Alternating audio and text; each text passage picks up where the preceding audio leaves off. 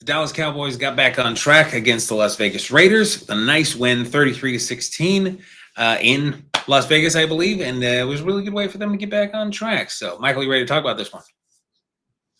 Oh, I am. Yeah, I'm I very figured much it'll be ready. nice to talk about a get-right win. I needed it for sure. Yeah. There's a lot of interesting storylines going into this game. Did you get the offense back on track? Is the defense looking better with guys like DeMarvion Overshown coming back, and Quinnen Williams and Logan Wilson and so on? Like, there are a lot of interesting changes to try to sum up here and try to really establish like what went right. Real quick, this is We Are the Game. I'm Luke and that's Michael, and obviously we're going to get into the Dallas Cowboys against the Raiders game, and it's going to be more fun than we've had in a while because both of our teams have been losing a lot, so this will be nice. I won't know anything about this. So first, let's start with the defense. It seemed like the defense played better, and my different questions going into it. So we had talked leading into this game about how your pass rush doesn't seem to be all one guy. We saw another 4-sack game from Myles Garrett this last weekend, and he's looking like he may try to break the record this year. Good for him. That's not what you guys have. You guys have a committee. You have a very strong committee. And my question about is it going to be more interior than exterior seems like we may have gotten a little bit of an answer there, or at least one group tried to answer that question. And how all this is coming together, is this something that can be duplicated, or is it just the Raiders? So why don't you get into some of that, or any of that, or all of that you feel like, and just tell me what you thought this game was and what it might indicate for the future. Yeah, I mean, for me, and I think a lot of other Cowboy fans, like, what you're really looking for here, coming into this, was just signs of life on the defensive side of the ball. You know, we just want to see that here's all these changes we made. Were they just changes to say we made them? Like, okay, Quinnen Williams, we know he's been great. Is he a disruptor? Is he a guy that when you plug him in, does he immediately show anything? And then, you know, it's funny. The game started. We got a sack fairly early, and I was like, "Wait, that was Quinnen." And I was like, "That's not Quinnen. That's Kenny Clark. Like, that's Kenny Clark showing up, getting one." And then Odigizua got one, and then Quinnen gets 1.5, and it was like, "Wow, okay." We had 3.5 sacks from our interior line during this game. That feels like he had a lot to do with it. Now, a lot of people, and I did too, kind of look at that and they say, "Well, it's the Raiders," and they would have a good point. It is the Raiders. But they do average 3 sacks a game, which is not good for sure, but is, it's something. So, we ended up with 4 total. James Houston also got a sack in there. For Dallas, though, we're a no pressure defense.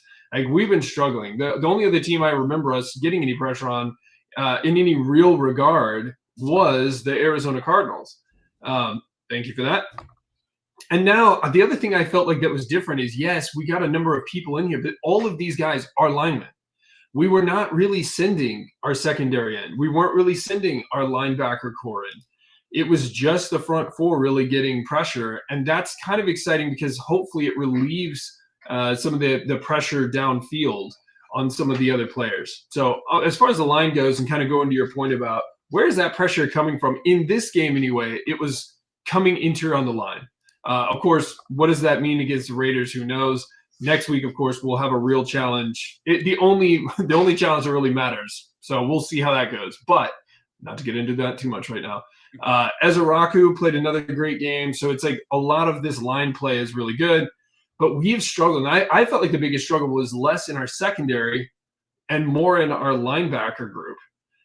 So we brought in Logan Wilson. I think a lot of people are pretty underwhelmed with this pickup. Like, it's a dude. It's a dude from a bad defense that we brought in to make our bad defense less bad. This doesn't sound like a really great equation. So, and he was the one where I was like, man, I want him to be a field general. I want him to kind of take that role and help us out. And that's the position he was put in. And I think he did a good job. I think that things went pretty well. There were still some very frustrating moments on defense where their every player they put out for a pass were wide open. And they got a 20-yard play off it, and we made a tackle. That's great. But there's some frustrating moments for sure still. But I thought he did really good. I'm actually really excited about how he's going to play in that. DeMarvion Overshown, I think everyone's excited to see Agent Zero back out there. But there was a moment, I want to say in the first half, where they showed him kind of like, I don't want to say limp, but kind of walk gingerly to the sideline and then go sit down, and they taped the brace around that knee that's repaired. And I don't think he's not listed as injured or any of that, but it was just kind of that reminder that like, we want to be very careful with him these next couple of weeks, because he is a huge value on that field. At moments he was back to his old self flying around the field. So a lot of good things there. A lot of good things. The other notable thing that was thrown out there on the defensive side was Shavon Revel, the corner that we picked up. He's a big corner. He's 6'1". He's 200 pounds. He looked pretty good. Pretty good out there on. Who was he covering? Trey. He was covering Trey a couple times. Shea Tucker, his last name eluded me. And the size disparity between the two of them was kind of entertaining to watch. But like, he looked good. He looked good. Deron Bland almost had a couple different interceptions while covering Brock Bowers. So a lot of positives, I feel like, on the defense. The big question it's signs of life. That's all it is. Yeah. It's signs of life. We're playing the Raiders. If we lose this game, Cowboys fans can go to sleep. We don't need to worry about anything for the rest of the year. It just nothing else really matters. We win this game. All that does is really give us hope, right? It just gives us maybe misguided hope, but hope nonetheless. Now can that defense get? And they need to get stronger. They need to get more consistent going into next week. Can we do that? We still don't have Diggs, and we're still, I don't think, expected to this week or maybe even next week. So we're not going to have him back. We need this unit to continue to evolve a little bit this week, show a little bit more cohesion to survive, I think, the game against the Eagles on defense. But yeah, I was overall, I was happy with some of the ways that we played there for sure. What did you think? Yeah, I mean you passed the test that was in front of you, and I do feel like if this game had happened 5, 6, 7 weeks ago, you may have won this game, but it seems like we would have predicted and with every right that this would have been like a 33-30. Like that's what we were predicting for all those games. Like I think you could win, but it's going to be a shootout. Copy and paste. Like you had all the offense in the world. So it's an enormous encouragement that your defense has had a couple of games now where it's held its own. And in this one, it was actually quite smothering. I think through 3 quarters, you'd given up like 9 points. So that's a really good thing. Your offense can obviously still show up. You're diverse enough, and we'll get into the offense here in a second, really. But like you're diverse enough that it comes from everywhere. And that seems to be both sides of the ball. So your defense, you're not just going to have one guy get all the sacks. Similarly on offense, you're going to have it come from different angles. And for stuff like Logan Wilson, I think people can undervalue the difference of going. Like you see Logan Wilson, you're like, he's just a guy, right? He's an average, fine and dandy linebacker. But when you're going from bad linebacker to that's actually a pretty good upgrade.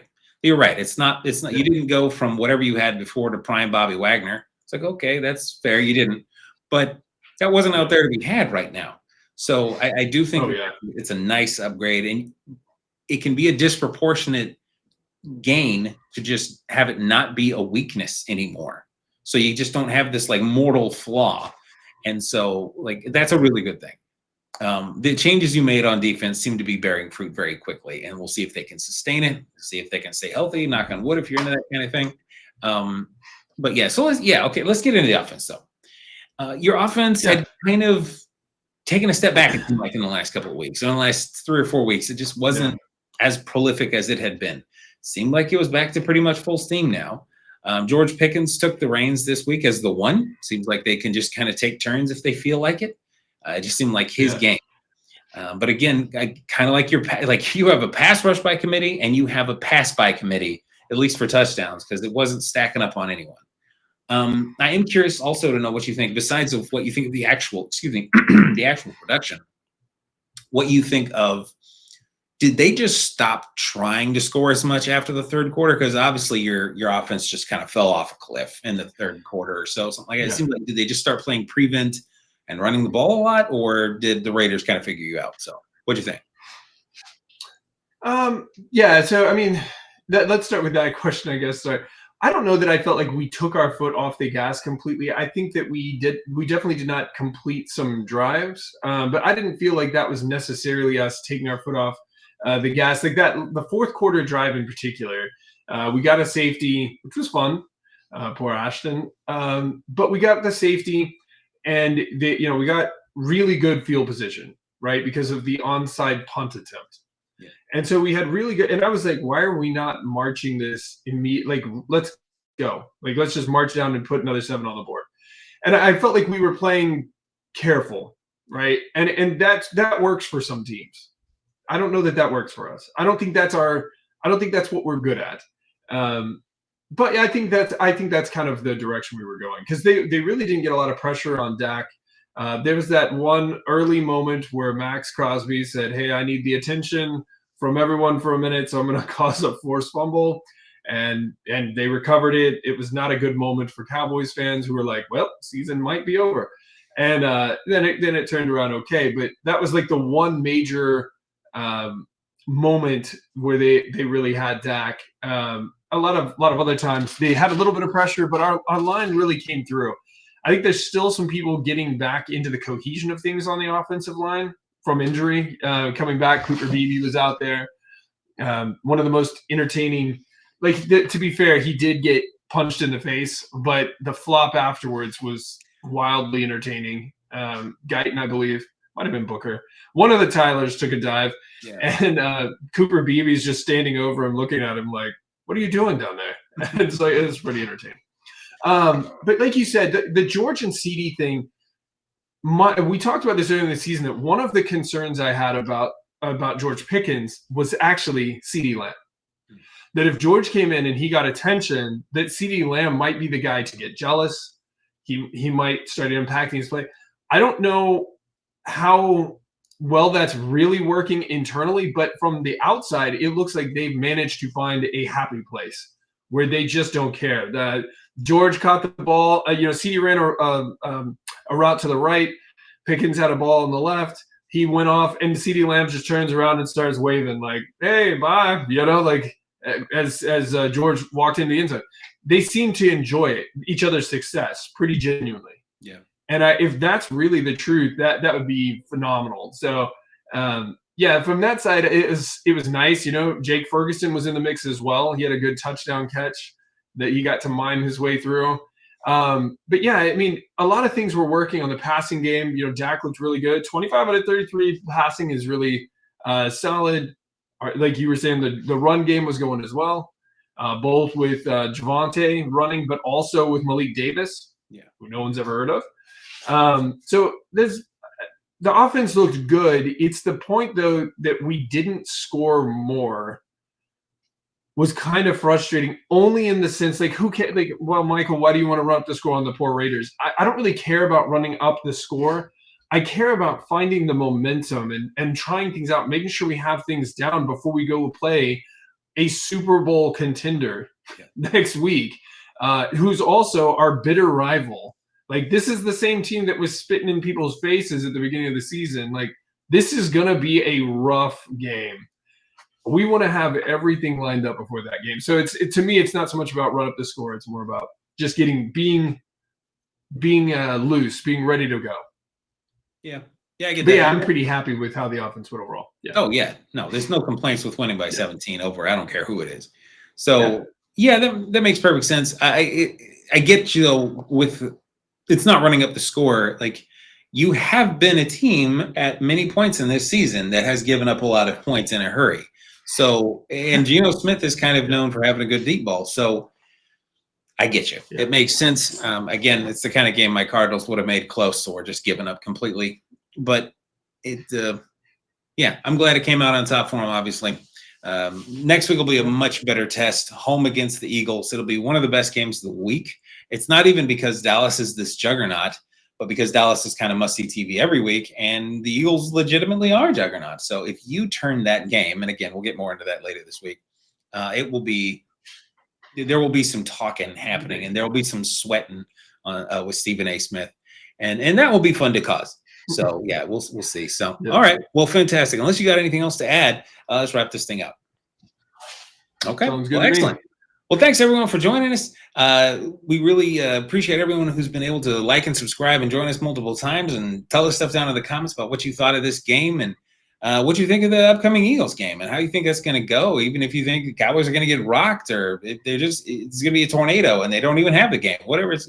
Let us know what you think. I love crazy scenarios. So really appreciate everyone who's subscribed again. And we're trying to get to 200. So if you would help us get there, we'd be most appreciative. So hope you have a fantastic day.